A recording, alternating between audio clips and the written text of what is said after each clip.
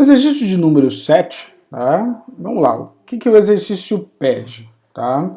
Então, primeiro, eu vou fazer um algoritmo, tá?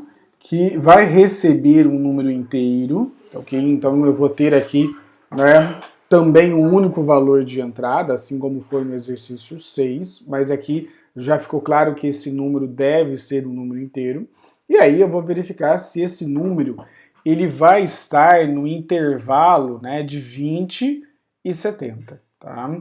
Então é importante aqui deixar claro, né, que a ideia é verificação de um número dentro de um intervalo, porque vai implicar aqui, né, em avaliar duas condições, tá? Para isso, a primeira coisa que eu preciso aí, né, relembrar, né, vai ser aí a escala de números, né? Então, num dado momento aqui eu tenho, né, o número 0, ok? E aí eu vou ter aqui, olha, o número 1, só para deixar aqui do ladinho, tá? O número 2, opa, não ficou tão legal, né? Mais número 2. Num dado momento eu tenho aqui o número 20, tá? E eu tenho aqui o número 70. Então eu quero saber se, dado um determinado valor, né, se esse número está no intervalo entre o 20, né, e o 70, ok? Então, em outras palavras aqui, né, eu vou querer saber, por exemplo, aí, tá, se o número, vamos pegar aqui, né, algumas possibilidades. Será que o número 10, né, ele está no intervalo entre 20 e 70, ok? Será aqui, tá? Vamos colocar, olha, com outra cor aqui, o ciano. Será que o número 50, tá? Ele está no intervalo entre 20 e 70, ok? E vamos pegar aqui com uma outra cor, tá? Só para dar aí um devido destaque, tá? Será que o número 100, tá?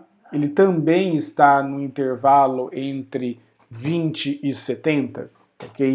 Então eu quero saber aqui, olha, de três possibilidades. Será que esses números estão no intervalo de 20 e 70? Ou melhor, como é que eu determino intervalo? Tá? Talvez essa seja a pergunta mais importante. Como que eu sei que um número está ou não está no intervalo? Tá? Então eu preciso fazer uma verificação aqui bem simples, né? Eu vou querer saber, eu preciso saber aí, né, dado essas condições, né, um número de intervalo.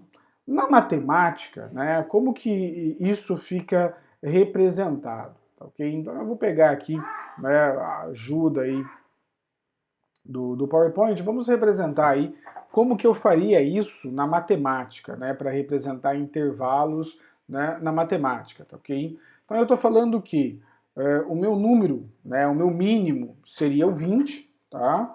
E aí eu vou ter aí o operador menor igual, lembrando que esse operador menor igual não existe, né, dessa maneira dentro do Visual G, e, na verdade dentro de nenhuma linguagem de programação, a gente usa um pouquinho diferente, né? E aí eu vou ter aqui o meu número em questão, tá ok? E esse número ele vai ser menor ou igual, né, ao meu valor máximo, que aí neste caso vai ser o 70, tá ok? Então ele fica dessa maneira, olha, só para colocar aqui, né, de um modo bem grande, tá ok? Então para o número estar no intervalo entre 20 e 70, tá? Então 20 aqui seria o limite mínimo, tá? Então ele vai ter que obedecer essas condições, porque eu tenho duas condições aqui, né? Primeiro, o número, né, ele vai ter que ser maior aí do que 20, tá? Então, ou, né, eu montar dessa maneira, tá? E o meu número vai ter que ser menor do que 70. Repare que aqui eu estou trabalhando com duas condições, tá? E aí ele precisa atender as duas, ok? Então, por exemplo, aqui, se eu colocar o número 10, será que vai dar certo?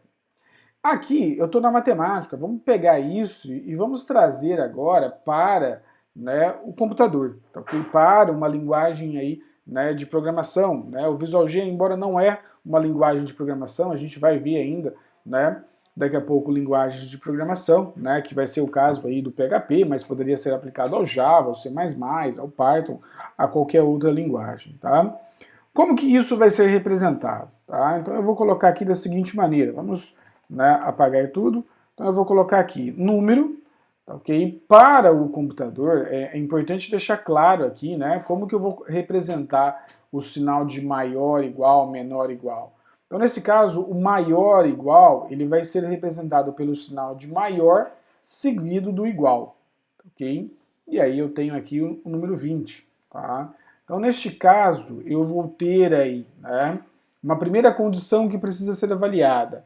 E aí eu tenho o uso aqui do operador lógico e, né, onde ele vai avaliar aqui, né, a minha segunda, né, condição. Opa, que aqui ficou errado, tá? Eu não quero esse maior seguido aqui do igual, tá? E aí aqui no final vai ficar o menor seguido do igual. Embora aqui de novo está colocando, tá? Nós vamos colocar aqui o 70 igual.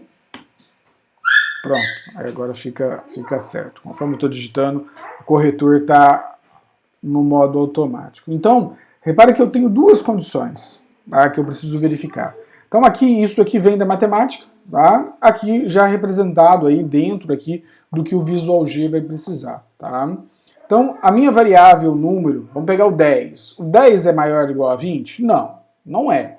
Falso. Então eu nem preciso verificar o resto, tá? Porque o 10 vai ser menor do que 70, mas nesse caso fica falso aqui e verdade aqui. Então o 10 ele não está no intervalo entre o 20 e o 70, tá?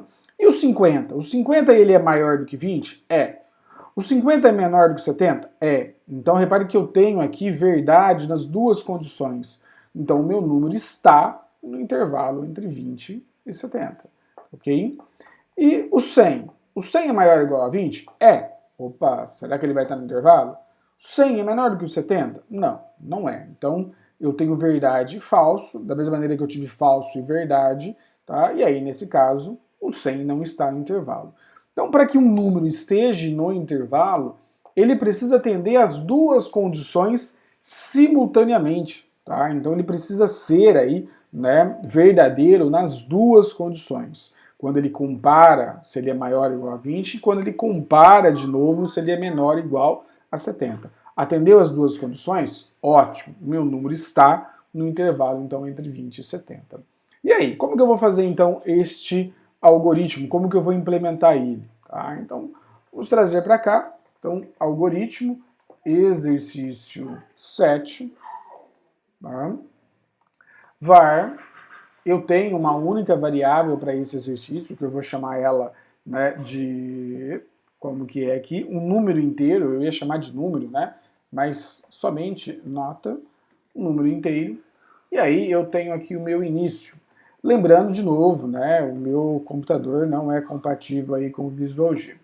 Então, vou pedir para ele escrever, né, digite um número inteiro, tá? E qualquer, né, digite um número, né, qualquer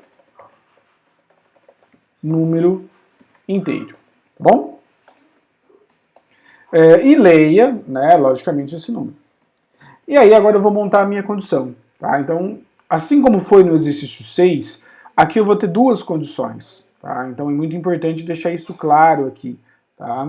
Então, para este exemplo, tá, eu vou ter um C, vou abrir aqui um parênteses, vou colocar o E, vou abrir outro parênteses e vou ter o meu então. Por que eu estou fazendo isso? Para ficar claro que eu tenho que avaliar duas condições, tá? E eu preciso que essas duas condições sejam verdadeiras. Um pouco diferente do que foi no exercício 6, quando apenas uma das condições, lá no exercício 6, né, bastava para que tudo fosse verdade, tá? E aí eu vou ter aqui um fim C. Então a minha primeira condição ela vai ser o número maior ou igual a 20, tá?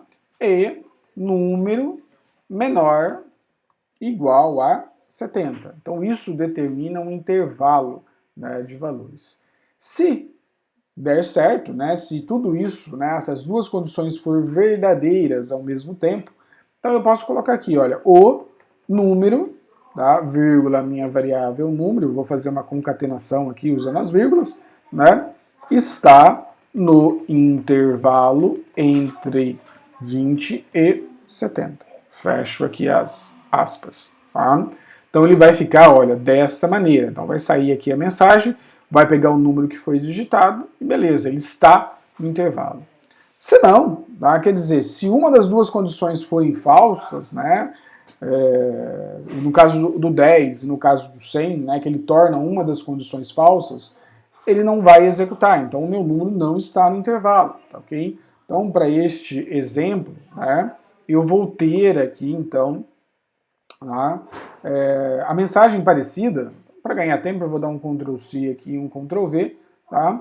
O número tal não está no intervalo entre 20 e 70, tá, ok? Então ele vai ficar aqui, olha, desta maneira, né, o nosso exercício 7. Eu estou verificando se o número está no intervalo. Então a diferença do exercício 6 para o exercício 7 é que agora eu uso o operador E, tá? Eu estou comparando números inteiros, não há necessidade de aspas. Lá, quando eu fiz no 6, né, quando eu trabalhei uma variável que é caractere, uma variável que é literal, tá? Então, neste caso, lá é necessário o uso das aspas, aqui não foi. Tá?